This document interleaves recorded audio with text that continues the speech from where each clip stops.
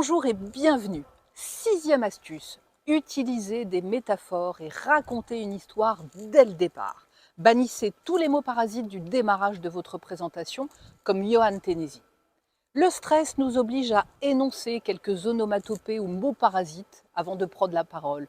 Bon, alors, bien, moi, je vais vous parler de, eux, aucun intérêt. Tout ce qui ne sert que l'orateur se doit d'être supprimé. Vous n'avez que quelques secondes durant lesquelles le cerveau de votre auditoire va décider de continuer à vous écouter ou pas. Ne les gâchez pas avec des mots qui n'ont pas de sens, pas de valeur ajoutée pour votre discours. Démarrez directement avec une idée forte, choquez, interrogez, affirmez, racontez une histoire. 3 à 6 ans de travaux à la pointe de la recherche à communiquer en 3 minutes. C'est le principe du concours Ma thèse en 180 secondes.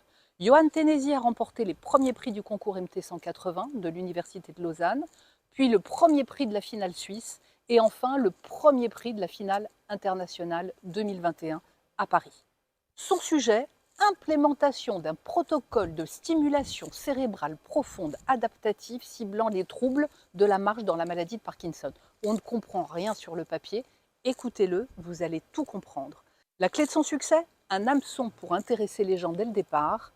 Il utilise une métaphore pour passer des messages scientifiques compliqués sous une forme accessible au public. Il raconte une histoire. Et c'est là la grande force du discours de Johan Ténési. Utiliser des métaphores, des anecdotes, des citations. Ce sont des outils redoutables pour donner du relief à votre présentation et pour créer du lien. Et cela permettra de déclencher des émotions chez votre public puisque la métaphore s'adresse directement à notre cerveau limbique.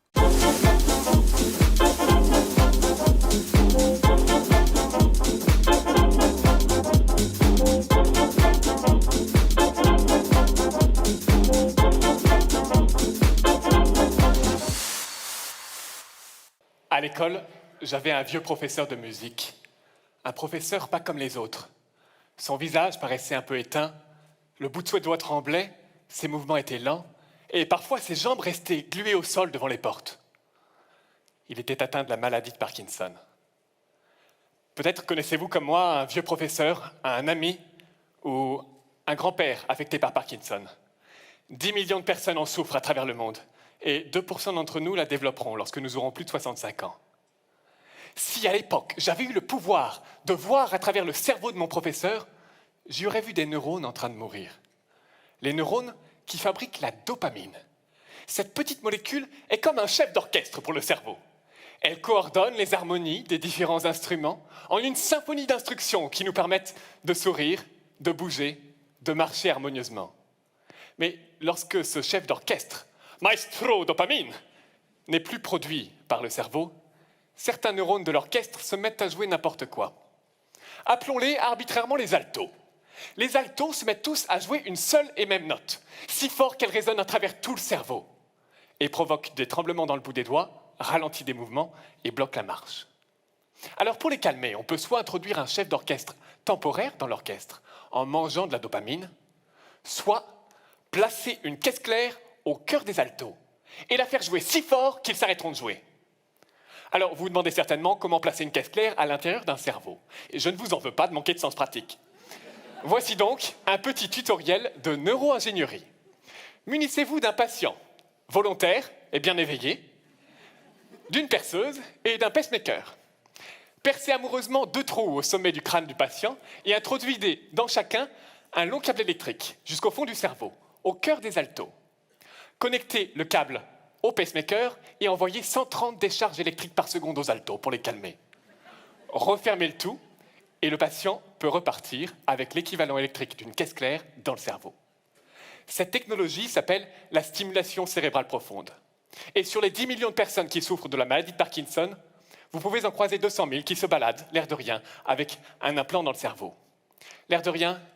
Pas vraiment. Ils n'ont plus de tremblements et leurs mouvements sont plus fluides, mais cette technologie ne les aide pas beaucoup à mieux marcher. Ma thèse consiste à connecter le cerveau des gens atteints par Parkinson à une intelligence artificielle pour les aider à mieux marcher. Pour ça, je développe un programme qui écoute les neurones dissidents. Je l'entraîne à détecter quand ils vont jouer une note qui va bloquer les jambes du patient et a immédiatement ordonné à la stimulation de jouer à un rythme qui lui permettra de remarcher. Un chef d'orchestre artificiel qui permettra, j'espère, à mon vieux professeur de musique de revenir aux répétitions.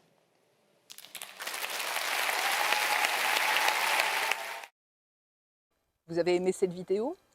Pensez à vous abonner. Ciao!